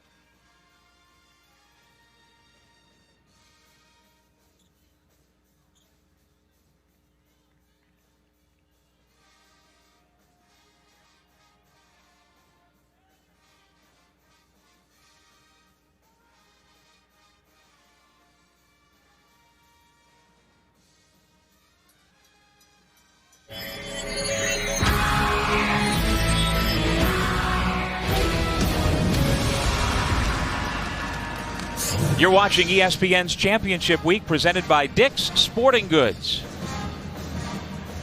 Coach Fabry's Bobcats up by 8, matching their largest lead of the ball game with 8:31 remaining. And this is a point in the ball game where Marist has to have that gut check. I mean, we got 8.5 left to go. This game could get away from them if they don't get a couple stops and some scores. Clement.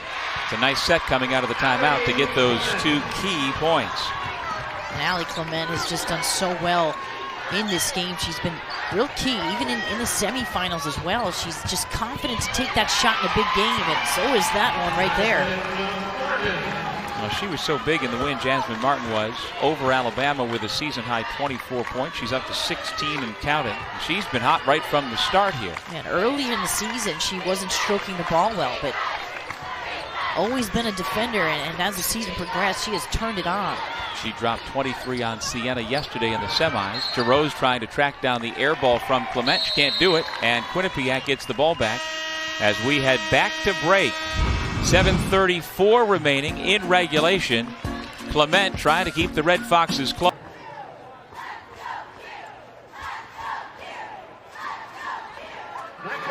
It's time to get a little closer. It's time for the kiss cam. Strap it up a bit and show us some love.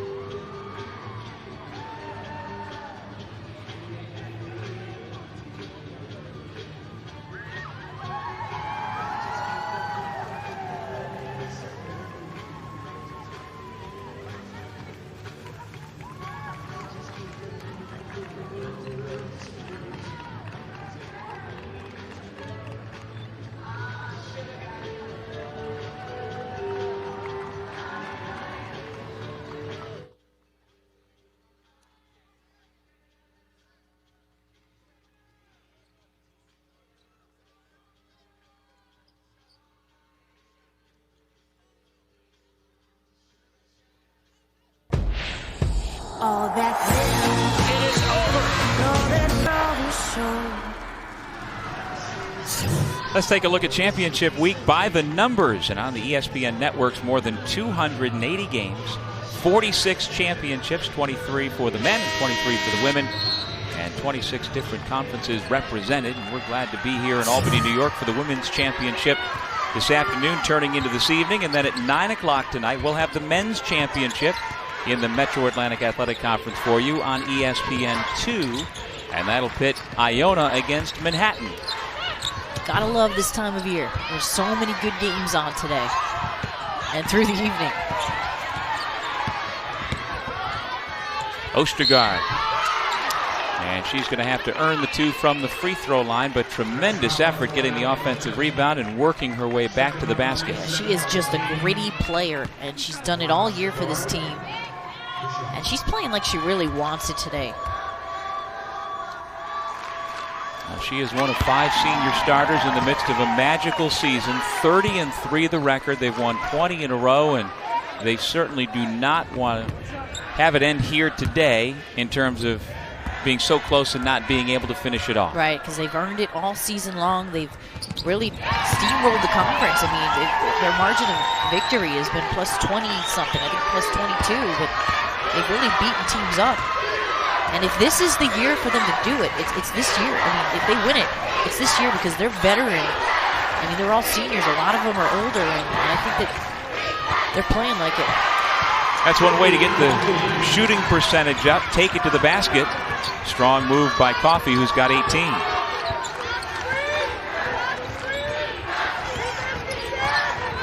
Meanwhile, Julianne, as you mentioned, the Red Foxes have not involved Maddie Blaze at the offensive end, while Jasmine Martin just keeps piling up the points. Yep, Maddie Blaze has not scored this half, and every time Marist has scored, they have not done it on the defensive end. And Marist can't afford to let up defensively, because right now, that's what's going on. They can't try to play this game offensively because Quinnipiac's too good of a scoring team.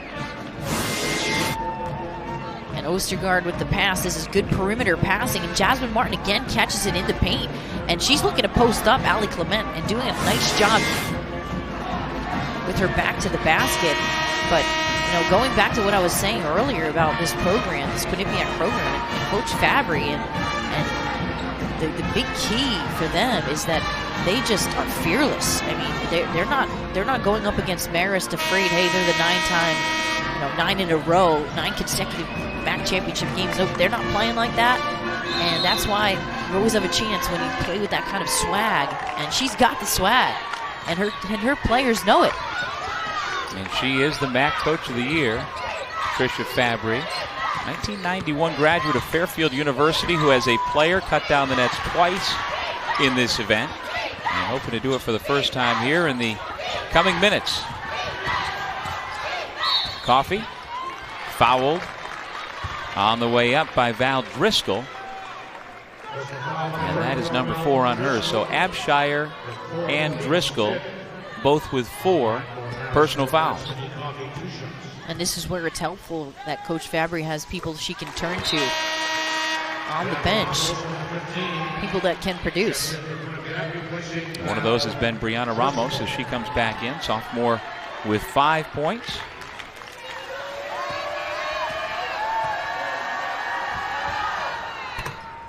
And so many missed free throws, Doug, and Marist is going to end this game and really be upset about the missed free throws if they can't pull out the win. And Julianne, every time they go to the line, it's 1 for 2. And those are little things that a championship team does in this situation. You make your free throws. Reach-in foul against Eileen Van Horn of the Red Foxes. That's her second, and number 8 against the Red Foxes. Quinnipiac's been called for just 5 here in the second half. And so back to the line goes Ostergaard.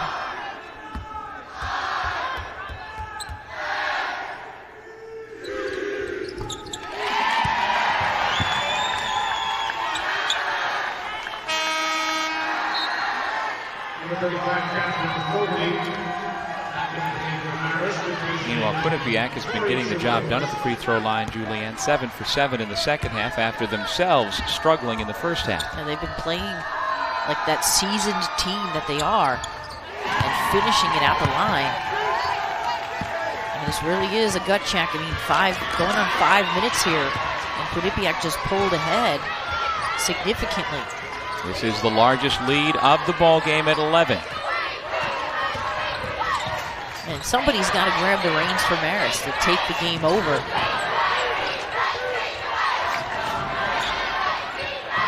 The freshman will try, and once again, off the mark is Clement. Yeah, Quinnipiac's defense has just been too much for Marist. They've been settling for perimeter shots and not making them, not getting stops on the defensive end.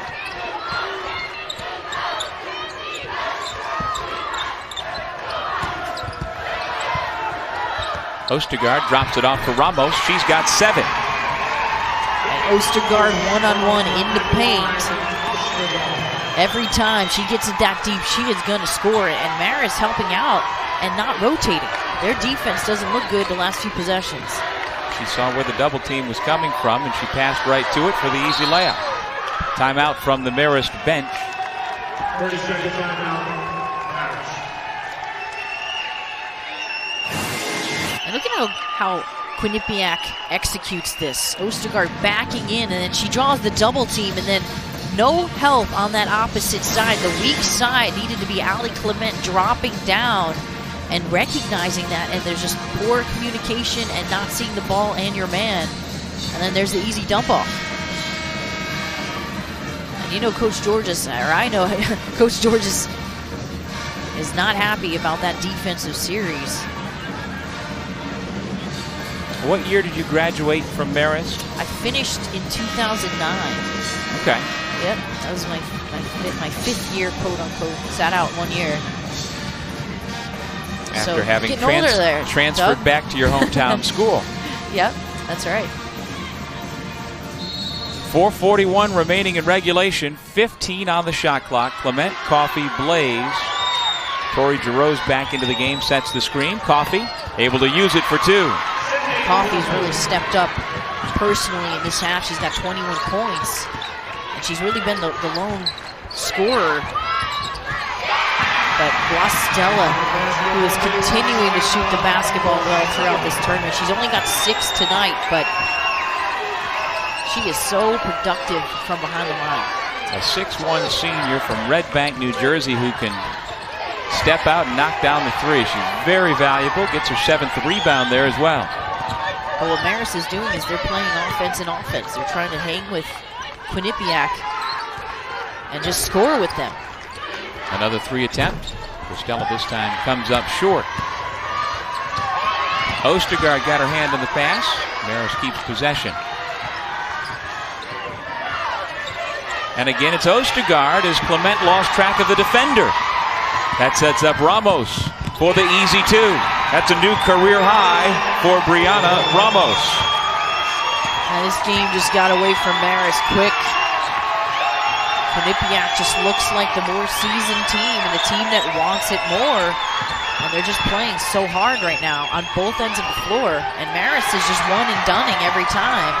Not getting offensive rebounds or stops here. And you see Trisha telling her point guard in Ramos to slow it down. Timeout Bobcats, and the folks who've made the trip from Hamden, Connecticut up in the stands are loving it.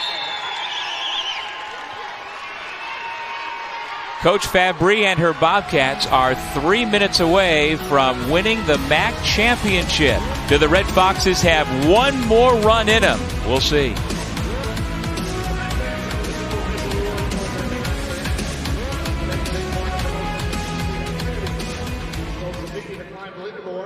Become the biggest fan of the MAAC, all while we give you points for prizes. Earn points and get rewarded. It's that easy. Visit MAACFanZone.com today. Fans, remember to visit MAACSports.com/programs and download all the MAAC championship programs on the Metro.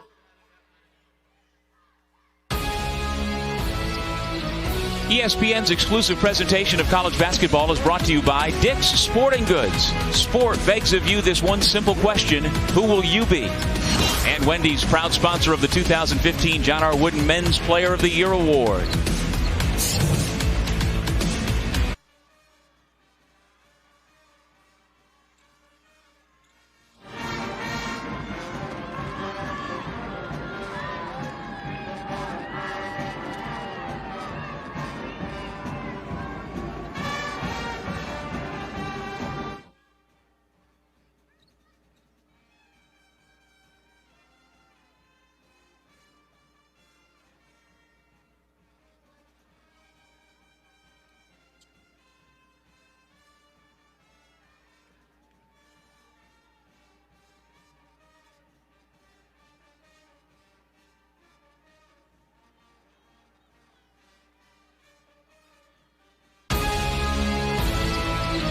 ESPN's exclusive presentation of college basketball is brought to you by Dick's Sporting Goods. Sport begs of you this one simple question: who will you be?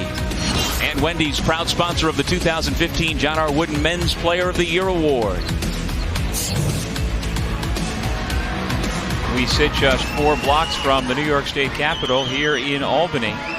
And the Bobcats of Quinnipiac are 3 minutes and 3 seconds away from dismantling the 9-time defending champs from Marist. Yeah, they have played phenomenal and have really taken control in this second half.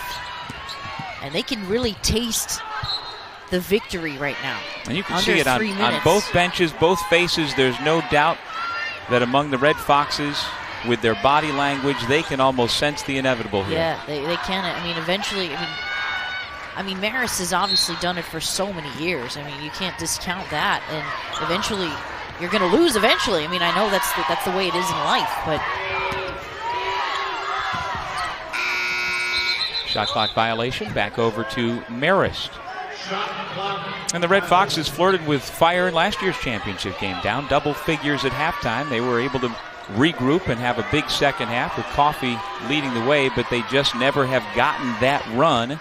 They missed a lot of free throws and never really were able to make a true push at Quinnipiac. Right, yep. Today, Quinnipiac really had the lead most of the game, and they didn't have that one player really take over like they did last year, and it was enough. And shutting out Blaze this half was big, but that's a good shot right there. But Marist can't give up at this point either. You do see that on their faces, though. Meanwhile, the Bobcats are feeling it the other way, and as you've talked about, Julianne, this senior group especially has been through the wars. They've been to the NCAA tournament 2 years ago, trying to get back there here. And they're just trying to take care of business today. That was their mentality. Taking care of business, another game. Coffey.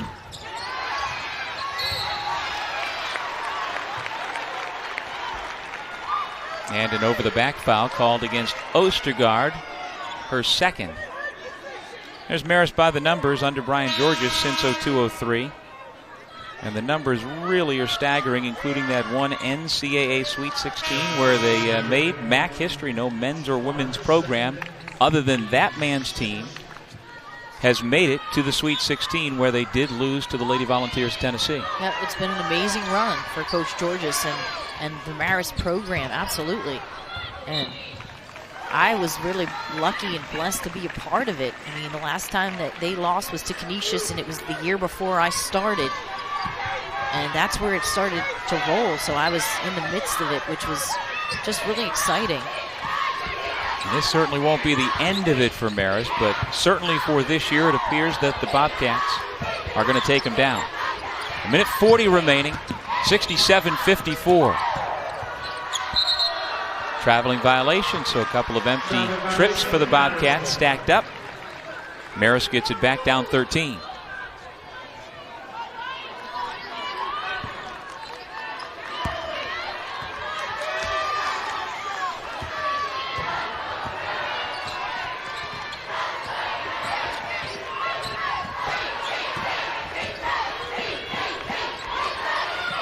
Blaze. Tori Giroux, surrounded by white shirts, able to lay it in nonetheless. Giroux's 16 points, 16 boards at this point.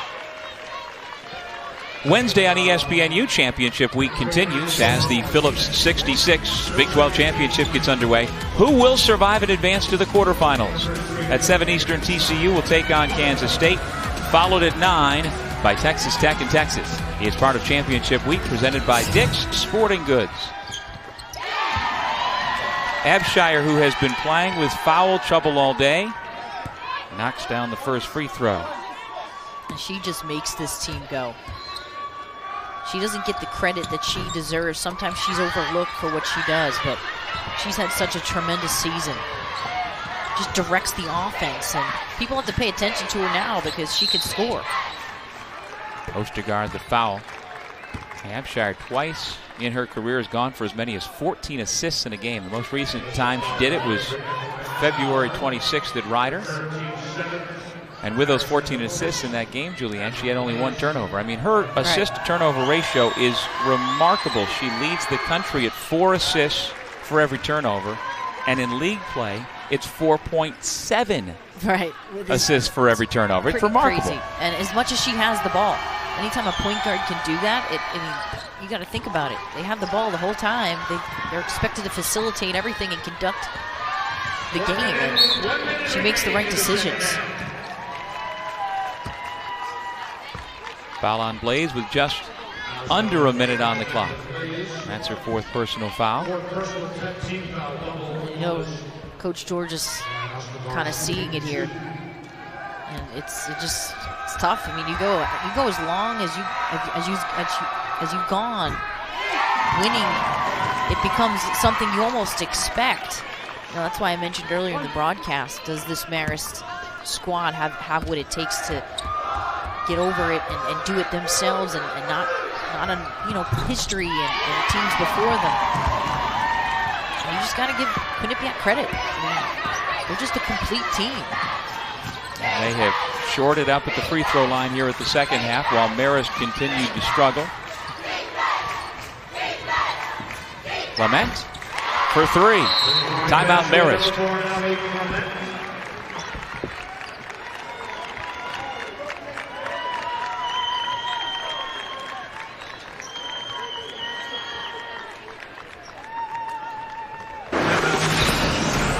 Quinnipiac, Nicolai Ostergaard just loves to play against Marist, and she's just such a tough player in transition.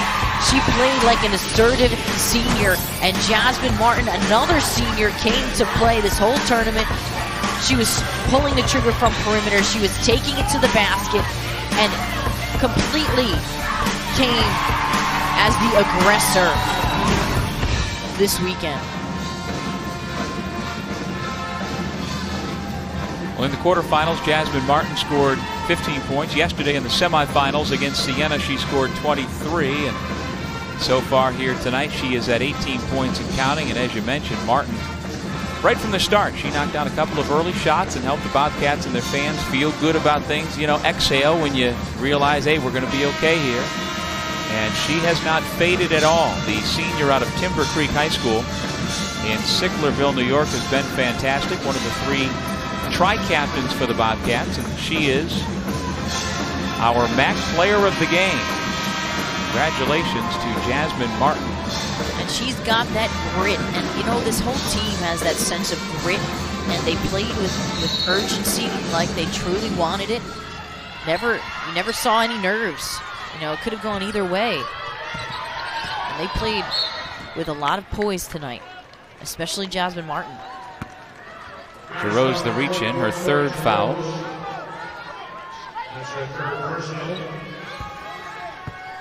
And Abshire will go back to the line. Out of Lady of Good Counsel High School. She is nicknamed Boo. And by the way, she is a cousin of Mike Miller, the Cleveland Cavaliers sharpshooter who played, 15, 16, 17 years ago in college at the University of Florida. Yeah, but it runs in the blood, that's for sure. Yeah, she is good. 2nd in the league in assists per game, 15th in the country. And he was quite the shooter.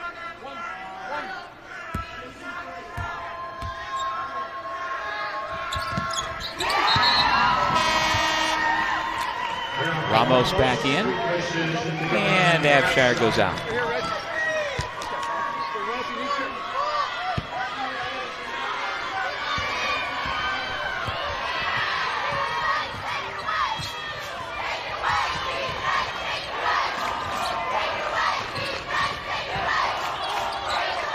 Quinnipiac not even giving Marist an opportunity to see the basket from behind the arc. Their defense in the second half has just been phenomenal.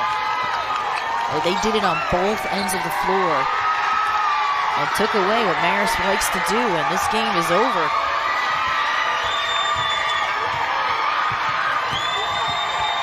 The Bobcats just dribbling out the final seconds, and for the first time in a decade, it's not Marist. It's Quinnipiac, the champions of the Metro Atlantic Athletic Conference.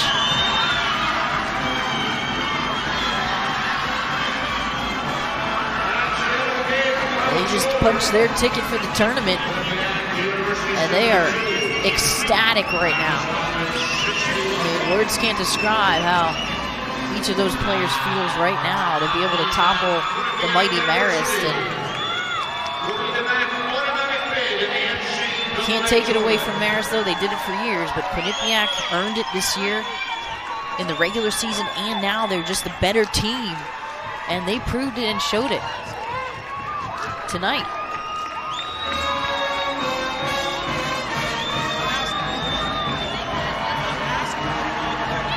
Hugs all around for the Bobcats. They are now 31-3. They've won 21 straight games, and they'll take that momentum into the NCAA tournament. There's our MAAC player of the game, Jasmine Martin, celebrating with the fans up in the stands. And what a performance by Quinnipiac. I mean, they were just unbelievable. They earned it. They played better. That veteran team, they going dancing. They are. Once again, the final score in the MAAC Women's Championship. Quinnipiac 72, Marist 61. Championship week continues tonight at 7 o'clock Eastern Time on ESPN as USF takes on top-ranked UConn for the American Women's Championship. Coming up next, E60 presents the Quinnipiac Bobcats win the championship in the MAAC for 2015. For Julianne Vianney and our entire ESPN crew, I'm Doug Sherman saying so long from Albany.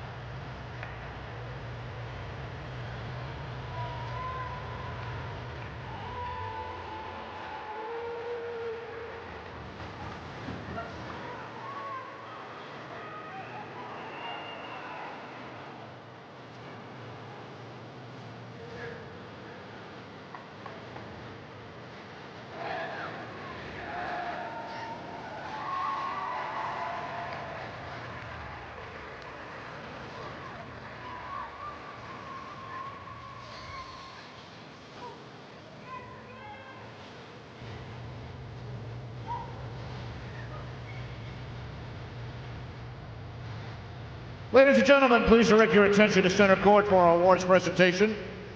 Before we begin, let's recognize our presenting sponsors for the championships. Price Chopper represented by Ira Gans and Joe Anatola. Berkshire Bank represented by Bob Curley. D&D Power represented by Darren Donahue, and Renaissance Hotels. Thank you for making this year's event possible. Presenting this year's awards are women's basketball committee members Tim Murray from Marist College, Karen Torcher from Rider University, and Rochelle Paul from Monmouth University. And joining them is longtime MAAC Senior Associate Commissioner Barbara Church, who will be retiring at the end of this year. Also assisting will be the Mayor of Albany, Kathy Sheen.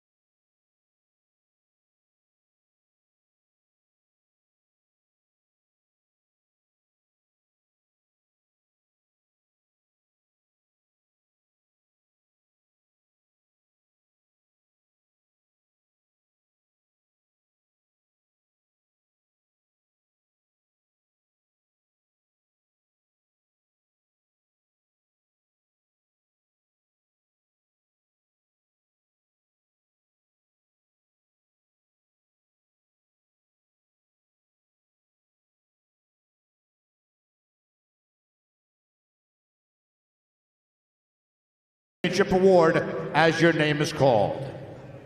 Gillian Abshire.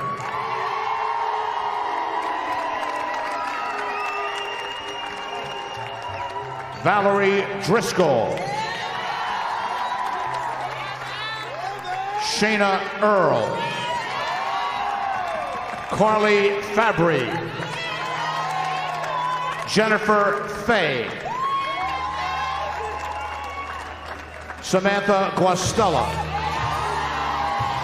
Brittany Johnson.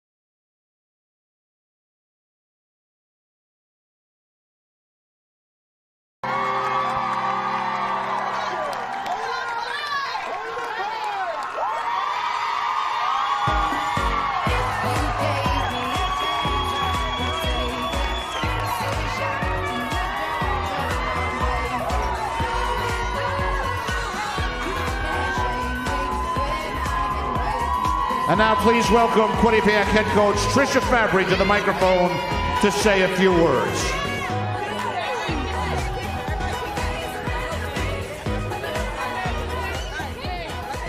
How about a round of applause for these Bobcats?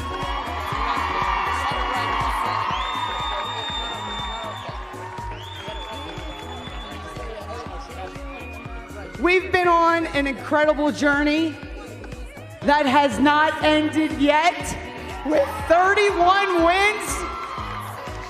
With 31 wins, we can't wait to take and play in our next tournament, the NCAA tournament.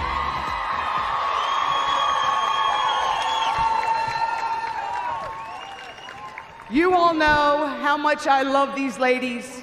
You all know how fantastic my coaching staff is. I'd like to thank all of you for making today one of the best days of my life. Thank you.